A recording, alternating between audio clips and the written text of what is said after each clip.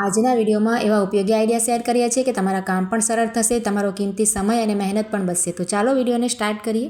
તો જુઓ, ક્યારેક શું થાય કે આપણે ત્યાં ઘણા બધા મહેમાન આવી જાય અને આપણી પાસે છે ને આ રીતના ઓશિકાના કવર તો ઘણા બધા હોય છે અને પાથરવાના ગાદલા વગેરે, ગોદડી વગેરે પણ હોય, પણ કદાચ આપણી પાસે ઓશિકા છે ને ઓછા થતા હોય છે. તો તેના માટે આપણે શું કરી શકાય કે આ રીતે આપણી પાસે જેટલા પણ ઓશિકાના કવર હોય ને એ રીતે આપણે નાના મોટા લઈ લેવાના. જુઓ, આ રીતે અહીંયા મેં એક મોટું લઈ લીધું છે અને ત્યાર પછી આ રીતના આપણી પાસે જુઓ શિયાળામાં આપણે ઓઢતા હોઈએ તો આ રીતના બ્લેન્કેટ ઢૂસા તો આપણી પાસે હોય જ છે. જુઓ, 4-5 તો આપણે ઘરમાં મેમ્બર હોય એ પ્રમાણે હોય તો તે આપણે લઈ શકાય. જુઓ, આ રીતના જેમ મોટું ઓશિકાનું કવર હોય તો આ રીતના મોટું બ્લેન્કેટ લઈ લેવાય અને તેમાં આ રીતે સરસ પાથરી અને આપણે તેમાં અંદર નાખી દેવાનું. જુઓ, આ રીતે અંદર નાખી અને સરસ આપણે બંને બાજુથી કરચલી ના રહે એ રીતે આપણે સેટ કરી લેવાનું. જુઓ, સરખું કરી લેવાનું તો સરસ આપણે એક ઓશિકું બનીને તૈયાર થઈ જશે. જુઓ, આપણે તાત્કાલિક આપણે બહાર લેવા ના જઈ શકીએ તો આ રીતે આપણે ટ્રાય કરી શકાય. ખૂબ જ સરસ આઈડિયા છે.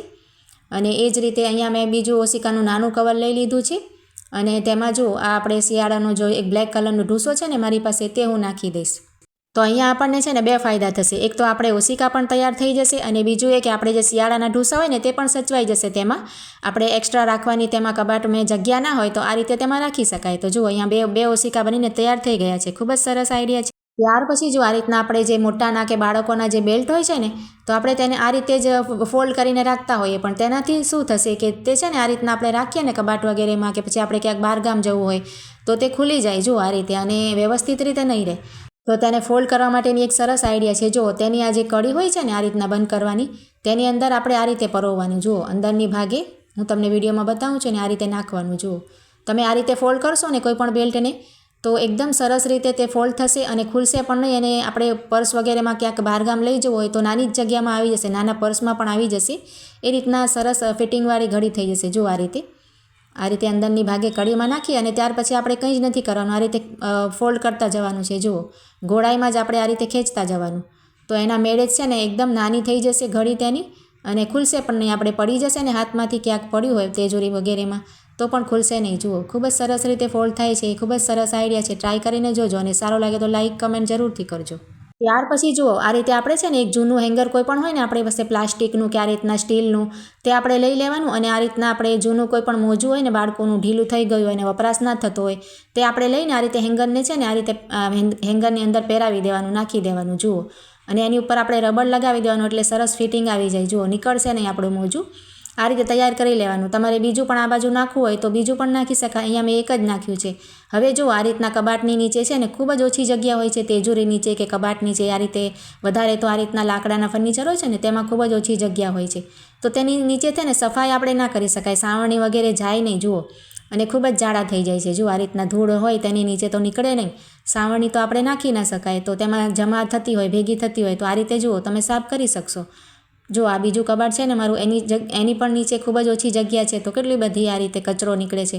તો આ રીતે તમે સાફ કરીને ટ્રાય કરી શકો. ખૂબ જ સરસ આઈડિયા છે. મુસાફરીમાં જઈએ તો હવે આ રીતના ટ્રોલી બેગ વધારે આપણે લઈ જઈએ છીએ. જો ક્યાંક આપણે દૂર જવું હોય તો આ રીતના જે પૈડાવાળા આવે છે પણ આપણે તેને જ્યારે પણ બહાર ક્યાંક લઈ જઈને પછી આવીએ ને તો પૈડા તમે જોઈ હશે કે તેમાં અંદર એકદમ ધૂળવાળા થઈ જાય છે અને ક્યારેક તો નબળા હોય ને પૈડા તો તૂટી પણ જાય છે. તો તેના માટે આપણે શું કરવાનું? જો આ રીતની આપણે જે ઇલેક્ટ્રિકના વપરાશ થતી હોય એ રીતની જે ટેપ આવે છે ને, બ્લેક આવે છે કે બ્લુ આવે છે, 2-3 કલરની આવે છે, તે તમે લઈ લેશો ને અને આ રીતના જુઓ પૈડા ઉપર આ રીતે આપણે વીંટાળી દેવાની. જુઓ, ગોળ ફરતે વીંટાળી અને આપણે ત્યાં કાતરથી કટ કરીને આપણે સરસ તેને ચોંટાડી દઈશું. જુઓ, તો તમે જોઈ શકો છો એક પૈડામાં મેં લગાવ્યું છે, એક ટાયરમાં, અને બીજો ટાયરમાં જુઓ અત્યારે લગાવ્યું નથી પણ કેવો ખરાબ દેખાય છે.